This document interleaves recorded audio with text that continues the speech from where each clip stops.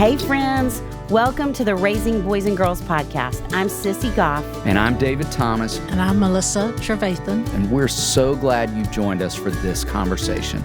Let's dive in.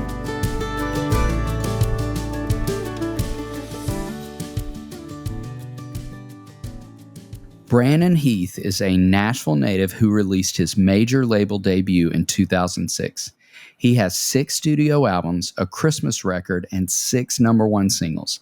He has garnered 5 Grammy nominations, an American Music Award nod, and an Emmy Award. In addition, he's earned 8 Dove Awards, including 2 consecutive male vocalist honors and a win for Song of the Year. He's also been recognized as a top lyricist in his field with numerous songwriting accolades, including being named BMI's Songwriter of the Year. More than all those things, he is an all-around great guy, husband to the delightful Siebe, and proud dad to 2 adorable girls. Please enjoy our conversation with 2 folks we love and enjoy, Brandon and Siebe Heath. You two, this is so much fun. We've been so excited about this. We have been so excited about this for a so long time. Yeah, we've been talking about it forever. We had been talking about inviting y'all to be on the podcast way before we saw y'all at the airport. And I got to meet y'all at the first time, which was probably a year ago. Yeah, Is that right? Was it probably last Mhm. spring? Mm-hmm. Yeah. So. Well, at least we know feelings are mutual. Yeah, we're Because big we've been fans. excited to come on with you guys as well. And thank you for having us. too. Thank you. We're for so doing happy you're this. here. I know. Have been fans of the 2 of you since before you got married. Oh, yeah. And would love to begin just by having you all tell a little bit about your story, where you grew up, about your family. Yeah. Let's start well, there. it needs to be said that you did our premarital counseling. It does. We need to point that out, which is That is amazing. amazing. You and Isn't your that wife. fun? It's just so fun that we have that history Aw, together. Yeah. I love that, y'all. How long ago was that? 10 years. Okay. We're celebrating 10 years, May the 25th. Wow. I'm glad I just got that right. No, no. It would have been okay if you didn't. Yeah. Do y'all have a fun plan?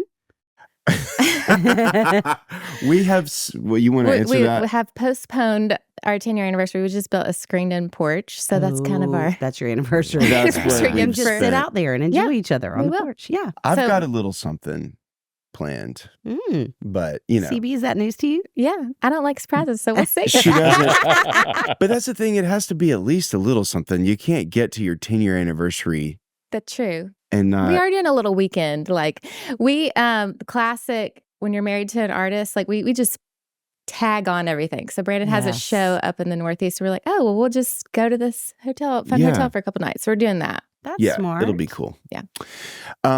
So you were asking, what's our story? Yeah, talk about where you grew up, how you all met, and a little Yeah. about your family. Yeah.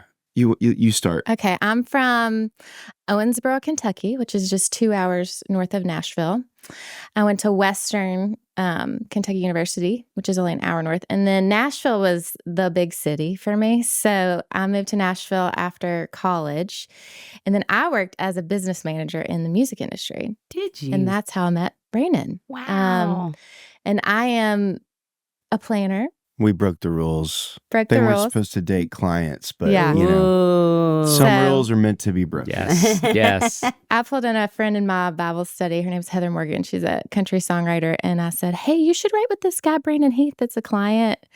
And she was all for it. And I was like, and then y'all will become friends. We'll become friends. We'll get married and have babies. And here we are. And there you are. Wow. That's That's how it works. amazing. She was planning out my life before we were married, which is great. Yeah.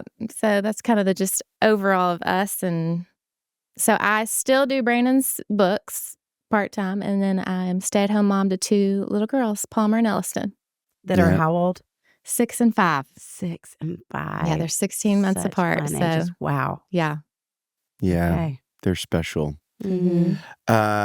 I grew up here in Nashville, West Nashville. Okay. So if you know where the Costco is over off Charlotte, that's my hood. Yeah, That's where I grew up. So I went to Charlotte Park Elementary School over there.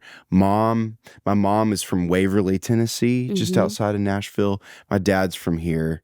So deep roots in Middle Tennessee. Nobody's in music in my family. I hear that I had a great uncle that played the fiddle, but I don't even know his Wow. name, so I don't know much Wow. about him.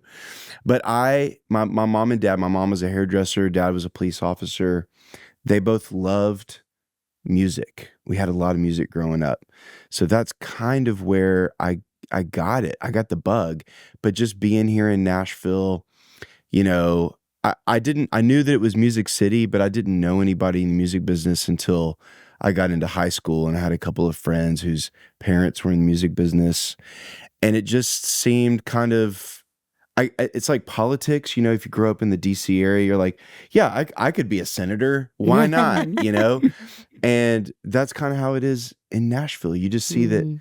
no, you can do it. Yeah, you have to have a little talent. You have to have a decent amount of talent. But I think a lot of times it's just being in the community. So West End community, which David, I know you guys went there as well for a long Yes, time. yes, still do. So Carter Crenshaw was my pastor there. I was a worship leader there. And that's kind of where I started my music career, was actually Wow. at church. So yeah, deep roots in Nashville, and so thankful that this one decided to move to the quote unquote big city. And yeah, we've got 2 little girls and just love doing life together. Mm. Yeah. Who were y'all listening to in your house growing up? Oh, Out of a curiosity. lot of Dolly Parton, Okay. Michael Jackson. That was my first like vinyl, was Michael Jackson, but my Mhm. mom Great choice. loved Willie Nelson, Barbra Streisand. We had that soundtrack, A Star Is Born, Yes. on vinyl. So we listened to that a lot. Chris Christopherson. So, you know, country, but also, I guess you would have called it folk pop. That was really the first stuff that I really listened to. And then, of course, a lot of George Strait. My dad loved George Strait and Randy Travis. So those are my first influences. Yeah. That's fun. Fun to hear. Well, okay, so I'm going to have to read this question because I cannot keep up with the accolades, Brandon. So, Please. I mean, seriously, I mean, you have had an amazing career. 6 #1 singles, 5 Grammy nominations, an American Music Award nod, and an Emmy Award, 8 Dove Awards, including 2 consecutive male vocalist honors, and a win for Song of the Year. Numerous songwriting accolades. I mean, really, I can't read all this, including being named BMI's Songwriter of the Year. Wow. Kind of cool. So when did you, well, you've kind of addressed this, but as far as when you knew music really was what you wanted to do, maybe was at West End, leading worship? Yeah, you know, West End was a big part of it. It's funny because I think I was really afraid to be the person on stage. Really, it started as me wanting to be a songwriter. And that would have been because my mom and my stepdad were friends with the songwriter in country music. They took me to the Bluebird when I was 15 to go and see their friend play. Now, growing up around here, I had been by the Bluebird a million times, but it's in a strip mall. So I didn't know what it was. I mean, I had noticed people standing out in line, but I didn't know anything about it.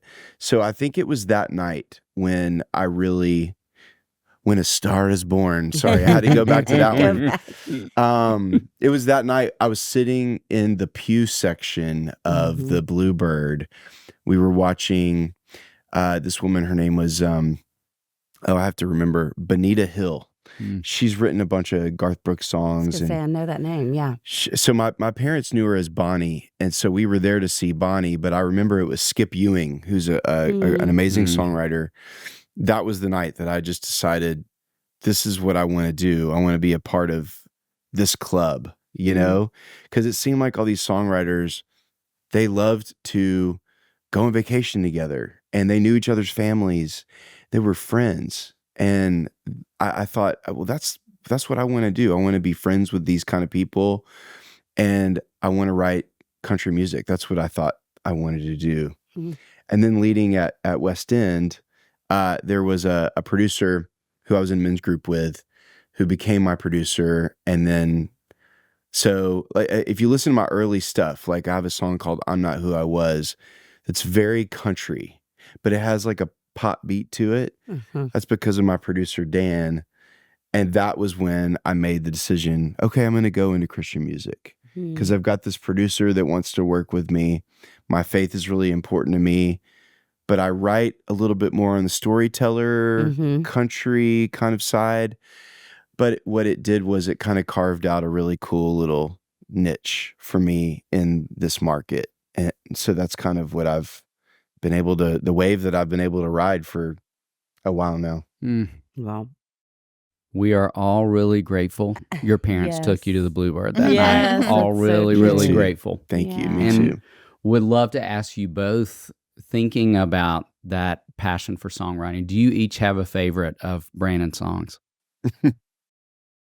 This one is hard to pick just one. I think I'd have to have two. My first one would be, it's called Just a Girl. It's a Christmas song. And it's written from the perspective of the innkeeper and how he missed maybe the opportunity. But then Just a Girl talking about Mary, how she was just a girl that God used. And then I think my favorite line in that song is 1,000 angels. What is it? 1,000 angels crowding in to see. Just the image of like all these angels wanting to see baby Jesus. And then there's a new song coming out called Can We Go Home? Did I get it right? Because it's new. Can we go home now? Can We Go Home Now? But I was the girl that was 10 years old and like went to spend the night at a friend, and I was like, okay, it's 9:30, Mom, will you come pick me up? You know, like I just wanted to go home. And so the first time Brandon played that song for me, I just felt like that 10-year-old girl, like, can we go home? And sometimes I think we feel like that when things happen here on earth, like, Lord, when are you? Just come get us. Like, it's hard and we want to be with you. So it just hit a nerve for me. And that's on your new album. So it's not out yet, but I'm so excited to hear that song. Yeah, it's really sweet. Yeah, I'll have to send it to you guys. Yeah. One of the things that I loved about Siebe initially when we met is that she wasn't a fan of my music. I think you had one of my CDs, but yeah, probably because your manager gave it to me because we worked together. Yeah, and even today, like, I mean, she'll sit down and listen to a song, but it actually, she's like, "Hey, can we do this later? Because I'm washing dishes right now, or we've got stuff to do." And I want somebody's undivided attention when I'm singing a song. Yeah, but I'm a fan, though. You can't. Yeah, I'm a fan of your songs.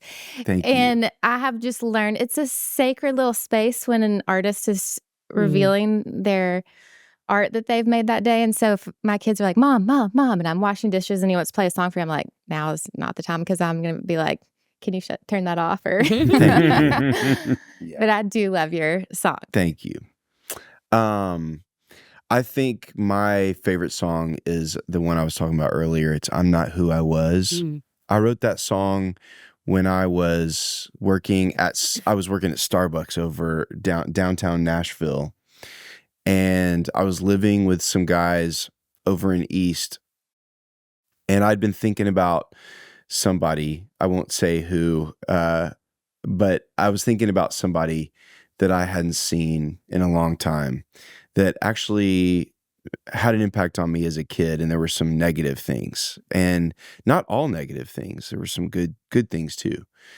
But I never got to make peace with that person. And so I'd been thinking about him all day, and I was good at making a latte, but it's just not what I wanted to do with my life. I wanted to make music. So I went home and I wrote this song. It was like 25 minutes. There's no chorus to it. That's the other thing that I love about it. It kind of breaks the rules on songwriting, is that, you know, you have to have a chorus and it has to be 3 minutes long. And it's really just, it's 3 verses, and it just says over and over, I'm not who I was within a story. It's very specific.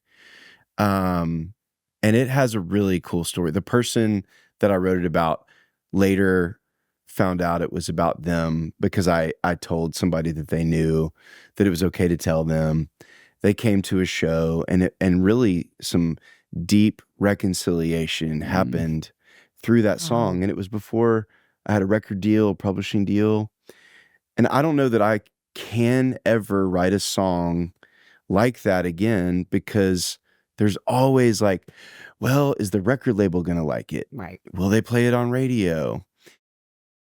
It's just impossible to not write a song now without thinking those kind of factors. But this was so pure. I just needed to forgive somebody. And I'm telling you, God has done amazing things through that song. And so for so many reasons, it's my favorite. I love that story. I love that song too. Mm-hmm. Thank you. And I love Just a Girl. I love that you said that. Yeah. I love that. I mean, I love that song so much, but about Christmas music that you get to rediscover it every year. It's like, I haven't listened to this song. And I think that every time, like, you're such a great writer. Thank you. Yeah. Thank you. Love that y'all talked about those. I wrote Just a Girl with a guy named Lee Miller on the back of a bus. It was May in a very dusty, like, county fair setting. So Not Christmas at all. couldn't have been less Christmas. Couldn't have been, yeah. So I'm really thankful for that one. But I want to point out I had a great co-writer on that one too.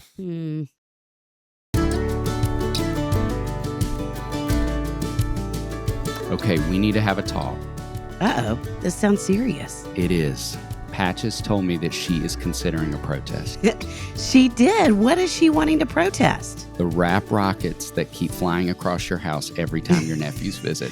Oh, my goodness. She does take issue with those, but they are beloved by my nephews. We built them in their last KiwiCo crate. How much do we love KiwiCo? Endless love. That was also a famous song from Lionel Richie and Diana Ross from 1981. Yes, it was. And speaking of music, Patches might also want to protest the xylophone I built with Whit from KiwiCo. He loves to play it at my house. Each month, kids receive crates packed with engaging hands-on activities designed to introduce them to exciting science, technology, and art concepts. There's always something new for kids to discover, like engineering robots or learning about the science of ice cream. With 9 monthly programs to choose from, KiwiCo has something for kids of all ages, ranging from infants and preschoolers to teens and beyond. Each crate is designed by real experts and tested by kids to ensure that every experience is age-appropriate, engaging, and seriously fun. There's no commitment, so you can pause or cancel anytime. Redefine learning with play. Explore projects that build confidence and problem-solving skills with KiwiCo. Get 50% off your first month of any crate line at kiwico.com with promo code RBG. That's 50% off your first month at kiwico.com, promo code RBG. Well, you have a new release called The Ache, Yes. which we're very excited about, Thank you. and would love to hear more about the meaning behind the title and the project in general. Yeah. I'm sitting with 2 therapists, so it's going to be hard not to really go there. So I'll kind of go there right now. If I really go there, I'll cry. And I don't like crying on when I'm being recorded. But so when I was a kid, I kind of mentioned earlier my mom and my stepdad. So my mom and my dad divorced when I was 3. Lived over in West Nashville. My mom was a hairdresser. My dad stepped out of my life for about 1.5 years when I was a kid. He'd come in every once in a while, but he was really figuring some things out about himself. He was not yet a police officer. I think he was about to go into the academy, but he was a night guard at a Howard Johnson over in West Nashville. My mom found a babysitter over in West Nashville that could watch me every day. She was this sweet old woman named Miss Curtis. We called her Curdy. So Curdy watched me, her 2 grandsons, and 2 neighbor kids. So there was 5 of us that grew up together in that backyard. If you stood in a certain spot in their backyard, I could see the sign for the Howard Johnsons. And you knew he was there. I knew he was there. So this is the part where I have a hard time not crying. If I went to that spot, I could see where he was. And I just remember wondering if he was thinking about me. And I was too young to really understand divorce. And, nobody really understands it still. But, as a kid, I had this hole that for a long time, only until about 5 years ago, through therapy, realized how to fill that hole, and it's really only God that can do that. But I was longing for my father, number one. Number two, I never felt good enough because I wasn't good enough to stay for. And I took it on, for myself. So my last record was called Enough Already. And then this one is called The Ache. So when I was looking at that sign, I had this physical ache in my chest, like right here. And I've only felt that for a few people. And typically it's for father figures, or, I will feel it for Siebe and the girls, but it's usually when we're going away from each other. It's like two magnets being pulled apart, and that space between, there's like a volatility, That's how I describe the ache. My mom passed away last year. And my mom and my dad passed away 8 years ago. So I knew that she was going to be passing when I was making this record, and I wanted to honor her, but also that feeling of being pulled apart. I wanted to describe that. So I call it The Ache, and all the songs on the record kind of go into that subject matter in different ways. It's actually a very up-tempo, fun album, which is what I love to do. I love to take hard conversations and go like maybe the side door, where I know maybe in therapy, especially with children, you can't just like put the finger on it. Right. Yeah. Right. You got to come like the fun route, which is similar to the way that I like to write, where it's not a hammer on the head, but maybe, I don't know the analogy that I'm looking for here, but I know that everybody has felt that. And so that's what the record's about. One of my favorite quotes, Henry Nouwen said something like, whatever is most personal is most universal. And I love that it's almost like the not putting the nail on the head it's more like you're inviting people to discover their own story alongside yours with your vulnerability. There is an interview that Malcolm Gladwell does on country music. And he's talking about, why does country music make you cry? What is it about country music? And the thing that it is, in all the interviews that he did for his podcast, I think it's Revisionist History, what they discovered is it's very specific. Yes. Like in country music, we aren't really artsy fartsy about it. We just say it. And when you just say it is when people cry.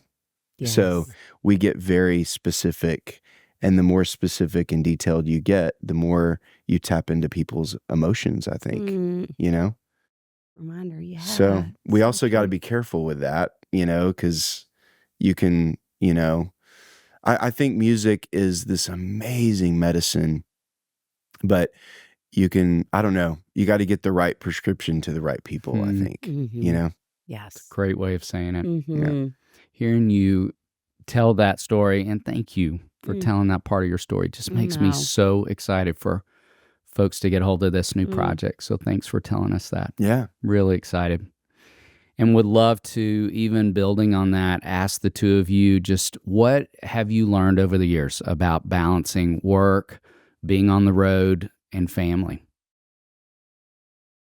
I think we've had to learn it's different for both of our kids. That's one thing we've had to learn. Palmer, when Brandon comes back, super excited to see Dad. She's our oldest. And then Elliston needs a little bit of re-entry time, like almost like you left me for a little bit, kind of got to adjust back to it. And then not in a way to punish me, but no, more but just in, so like, yeah, she kind of picks her people, and so it just takes her a minute to kind of welcome him back into the pattern of the day, I would say.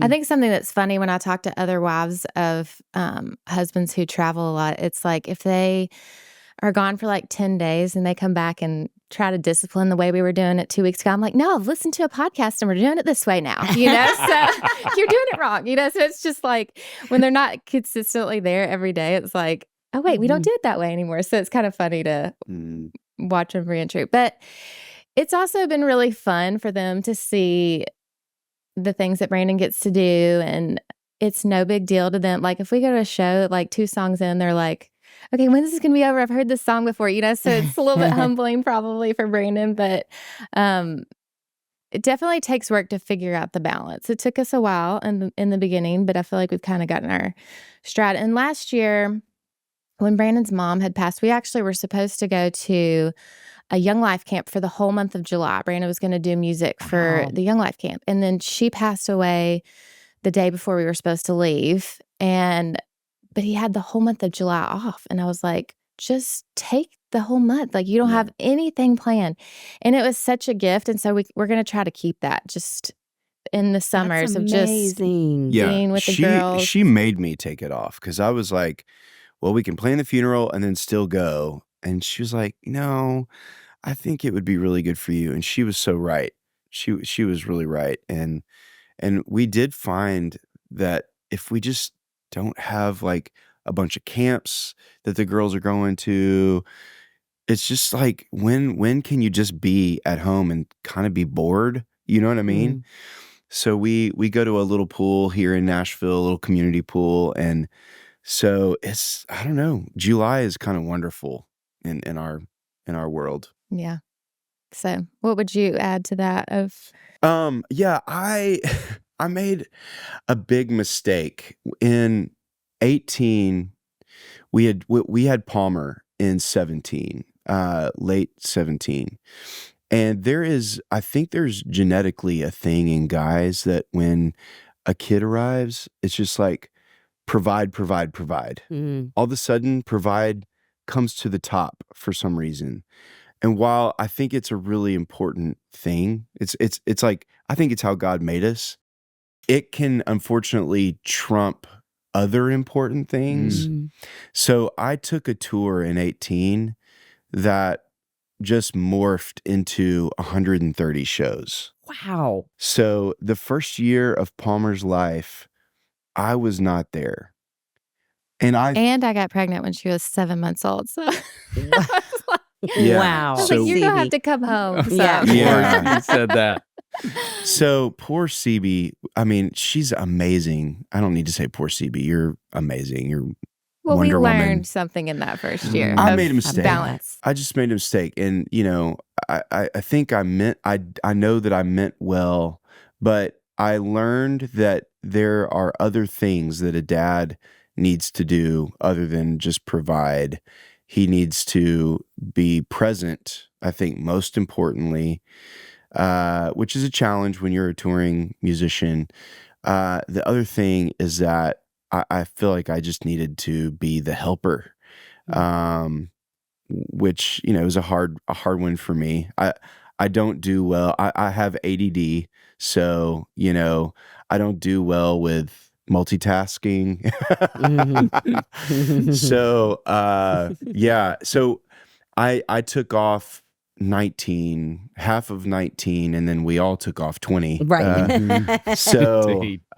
But that season was incredible.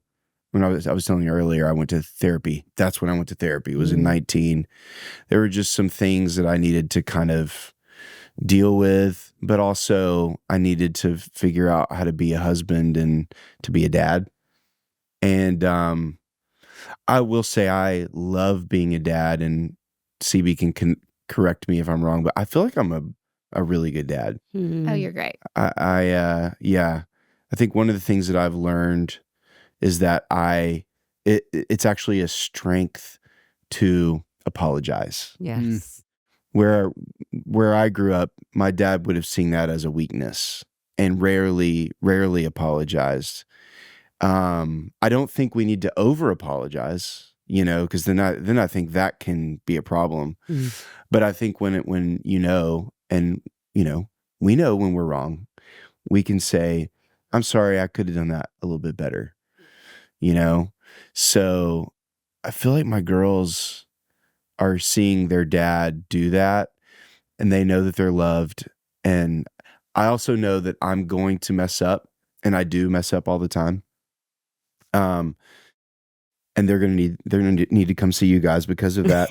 No. But I know that they know that they're loved, and they're getting that foundation. So I'm not super worried about them. You know, I don't know what you would add to that. No, I mean, I think you said it. You're a great dad, and we are just learning. Yeah. You know, it's Yes.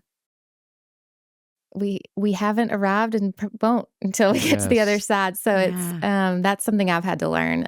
I can lean towards the perfectionist side, and just that I'm not always going to get it right is something I have to tell myself every day, like that it's okay to mess up. And Yes. and that's something we say a lot in our house, like it's okay to mess up, because I can see one of our girls kind of leaning towards that too, of perfectionism. And so anytime we mess up, we're like, oh, I just messed up. Did y'all see that? You know, like making That's sure they so know good. because Like you forgot her Palmer's folder for speech today. And I was like, well, this is a good opportunity to say, hey, mommy messes up too. Because we were like, we could Yeah. drop it by. And I was like, well, I think I'll just let her know that mommy forgets. She's come a long way in that area.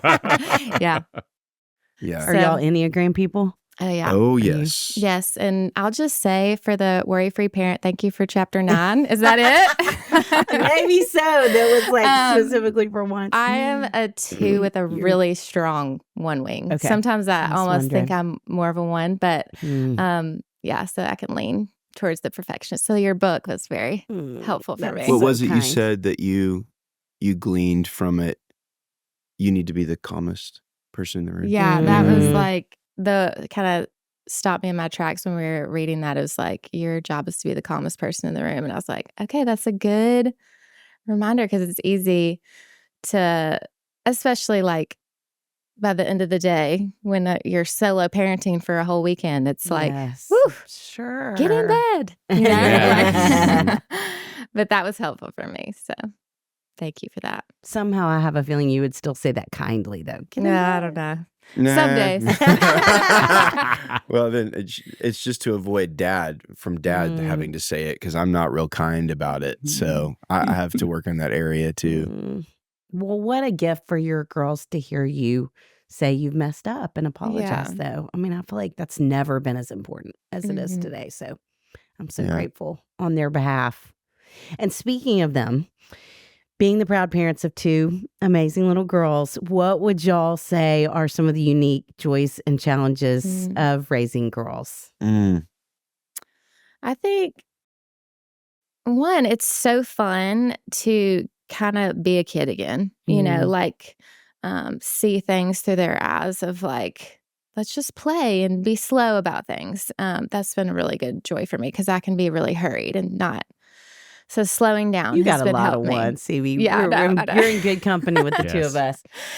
I think the challenge, which I don't even know that we're full on in the challenge yet, of just busyness and signing up for all the things. Like I really want them to come home from school and play in the backyard. And so we're trying to like make sure we're slow in the like, we're not going to do every activity there is to do, and not hand them like a phone before they need to have it, that kind of stuff. So I feel like it's a challenge to kind of, in some ways, not keep up with the Joneses in that way, but like preserve letting them be kids. You know, that's what, and like taking off all the month of July and not having any plans of like, we're just gonna play. So that's probably one of our biggest challenges. I've requested, because my birthday's in July, that we rent an RV and do a short, at least, RV trip.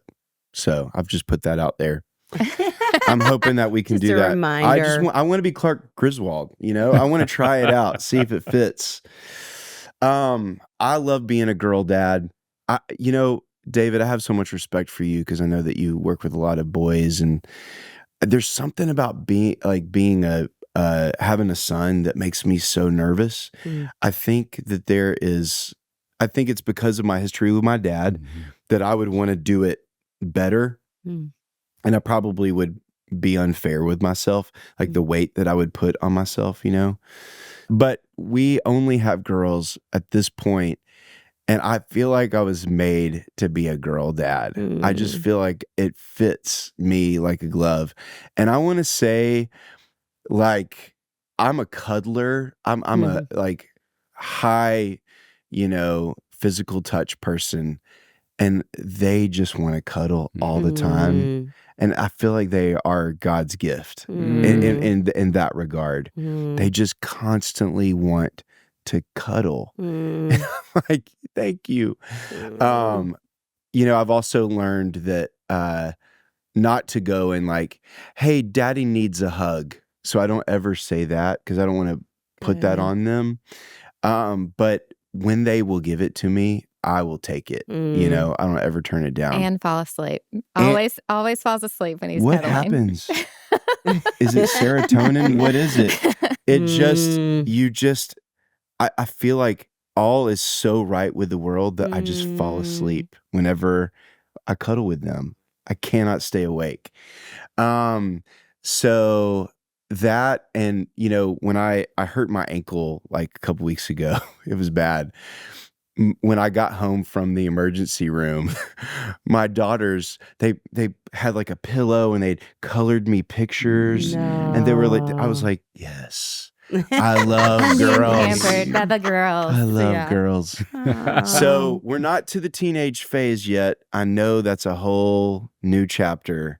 I was about to say, Brandon. Yeah. There'll be a day. I know. When they're not going to want to cuddle with you. And I want you to remember, Sissy said this is not about me. Yes. Because it's going to feel like it is. I know. And it's not. I know. Just part of them becoming their own little people. Yeah. And I will give them their space, and I will also go to my bedroom and just cry about it. Of course. Of course. Yeah, I know that there's going to be a day when it's not going to be cool for us to show up at school.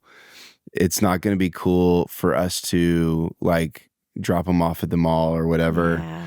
But, I'll have a good cry. But one thing that I do know, and being an older dad, I was 40 when we had Palmer, I will know that they'll come back. Yes. Yes, absolutely. So I'm thankful for that. Yes. They'll come back because we've laid that foundation of love and forgiveness, and you don't have to be perfect. I know they're not going to be perfect, but I feel like they need, I am their only father. I actually hope they find more great men out there that they can look up to, but I am the only one who will ever be their dad. And so I know they'll come back. They better. They will. They sure will. You two, we'd love to ask you this. So one of the many fun things about doing the podcast is we've had a chance to interview professional athletes, even Olympic gold medalists, and talk about what it's like to introduce sports to kids when that is your life's work. And it's been so fun to get to talk with different folks who music is their life's work, and it is for both of you. So we'd love to just ask you, what are your thoughts on introducing music to kids? And anything you'd recommend to parents? Lots of dance parties. Yes. That's so good. Brandon, being the artist, would probably get all the credit for all the dance moves our girls have, but we are doing lots of dance parties at our house. We play, Elliston can tell you if Whitney Houston comes on the radio. We play a lot of just like things we love, and that's so fun. At the school Palmer goes to, they did a karaoke night, and she sang Shania Twain, Let's Go Girls, assisted by her dad. But got nervous last minute and needed dad to come help. So let's go, girls. I just think music is so powerful. And it's, if you can get your kids to love music, just play it. That's all you have to do. Everybody loves music, but it can be such an outlet for so many ways of like, in 3 minutes, you can just hit the nail on the head of maybe what they're feeling. So we are constantly playing music. And I saw this maybe on Instagram. This dad said that he played the same 20 songs in his car when his kids were little, And they would be like, oh, do we have to listen to this again? He was like, yeah, but when they're older and that song comes on, they're going to remember riding in their car with their dad. So we try to like have a few favorites that we play all the time just so that they That's so smart. will associate it to, oh, I remember dancing in the kitchen to this with my dad or whatever. So it's a big part of our lives, regardless of if Brandon does it or not. But yeah, I mean, I tell people half jokingly that Siebe is the songwriter of our house because she makes up little songs like when it's bath time. Bath time, who's ready for bath time? She's always making up little songs. I will not be singing into those today, but I love that you do that. But she really does encourage the music in our house. And no, I think I may have sang them to sleep with my guitar twice their entire life. I just don't do that. We will sing a song pretty much every night. The same song or different ones? Yeah, we'll sing this song that I kind of added a little verse to. Are you going to sing it? I'm not going to sing it what with is you. it? Go to sleep. Go to sleep. Go to sleep. Go to sleep. Mommy loves you. Daddy loves you too. But what was I going to say? Oh yeah, music I do believe is important. I'm just kind of trying to just tune into them.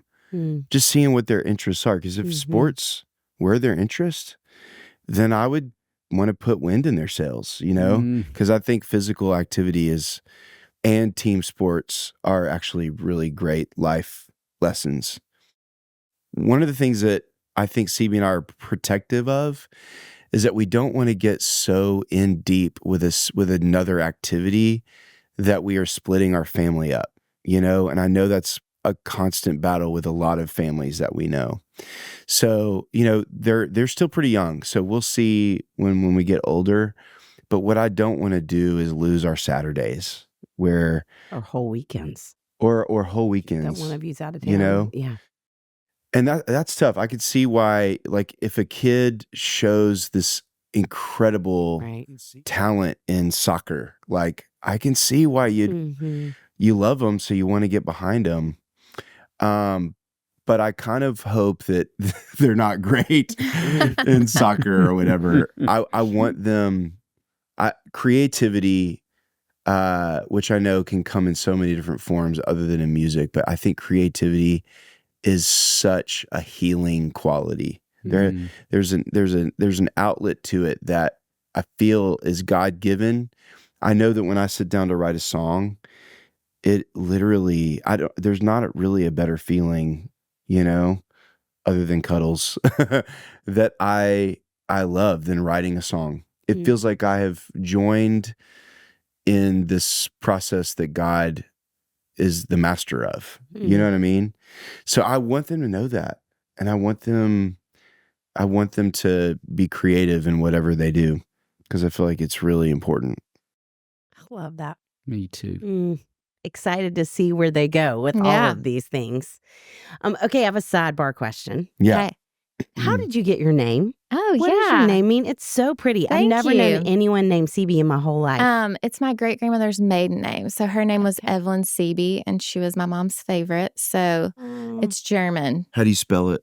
Siebe.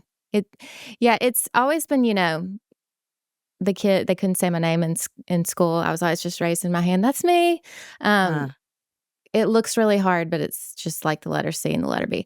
I used to tell people it was like a CB radio, but people don't know what that is anymore. That's so true. So now I'll say it's like Phoebe with an S. That's smart. Yeah. We know what a CB radio is. We're trying with Yeah. Okay, so if each of you were to say the best parenting advice you've ever been given, what would you say? I would say one tip someone gave me early on, when your kids are little, to put them to bed early, to do early bedtime. Like that served me so well, because I always say, like, my patience tank at the beginning of the day is really full. And by the time we get to 6 o'clock, it is coming in on fumes. And then we would always put the girls down. And if Brandon was home, we could hang out for a little bit before we went to bed. Or if he was gone, then I could watch a show or read a book. So that doesn't, now they're starting to stay up a little bit later, but when they're little, just protecting that time. I mean, that does mean early mornings, but it served us well to do that. Great advice. Mhm. Yeah. Somebody told me early on what your kids will need more than anything is for y'all to have a healthy marriage. Mm. So putting them down early, it leaves us time for us. And there's some nights, honestly, where she just needs to go and be alone, and I'm Mr. Alone Time, so I'm okay with it too. But a lot of times that's when we get to decompress together, and we try to do once a week. We do this thing called FANOS, where we check in. It's an acronym. Oh. What is FANOS? We got it from our therapist. Ownership. But what's the A? Oh, A. Affirmations, needs, ownership, and then spirituality. Like where your walk is with the Lord. So you we try to do that. We try to do that. We're not we're not pros. We're not great at it. But we do it every once in a while. Yeah. So, but we, I think that's the best advice. And I think so far that's pretty good. As much as we want to be the most amazing parents, I think what our girls really need is for us to have a healthy marriage, So we work on that. Also, I'd like to say before we end our time with y'all, you guys have been huge for us in the past year. If our sweet little girl goes to the Covenant School, and if you don't know what that is, there was a school shooting there last year, but we were not at the Covenant School yet. We found out on March 4th last year. We were so excited to go to Covenant. And then the school shooting happened on the 27th. And then I literally rode the emotional roller coaster.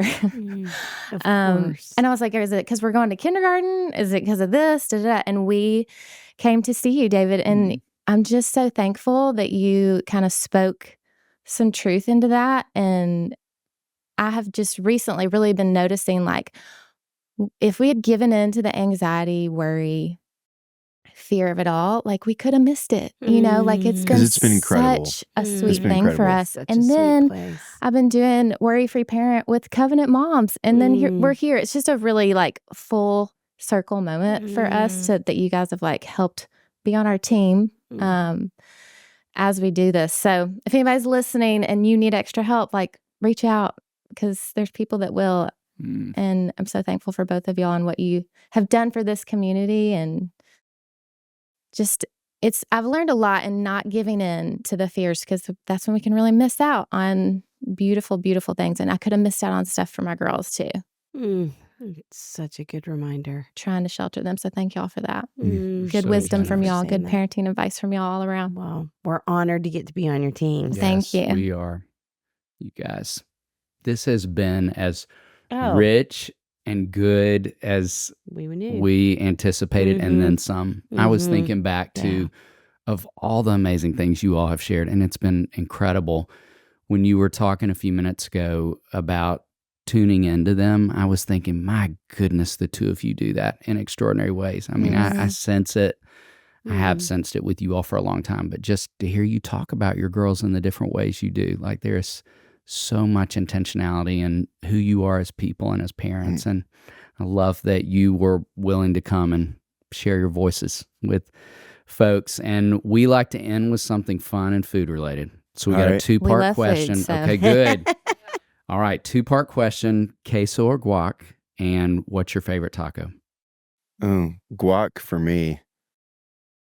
The healthy version of me wants to say guacamole because I feel better about myself. But really, if they were equal calories and it's good for me, I'd probably choose queso. Get this girl some white queso. That's her favorite. I love both, but there is a taco over in Nashville. It's a pork belly taco. That's just what I go for. Is this at Pork Bar belly, Taco? Bar Taco. Yeah, I would say the duck taco at Bar Taco, which Yeah. I never order duck, but it's like so good. Yeah. We're like those I have more fancy answers, taco but we'll people. just Can't we'll tell. stick to that because it goes on. Oh, well, I'd like to get to have tacos with y'all. Oh, Be please. fun for We'd us love to that. all Done. Get do that.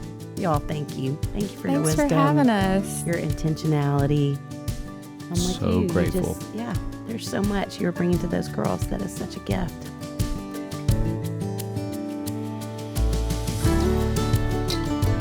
David, what a team we have that we get to call friends who help make this podcast possible. Amanda Young, our operations manager. Chris Starrett, our engineer and producer. Our management team at KCH. And we are thrilled to be a part of the That Sounds Fun network. Our music was created by the insanely talented Dave Haywood of Lady A. And if this podcast felt helpful to you, please consider subscribing, liking, sharing, all the things. We are grateful for you and cheering you on always.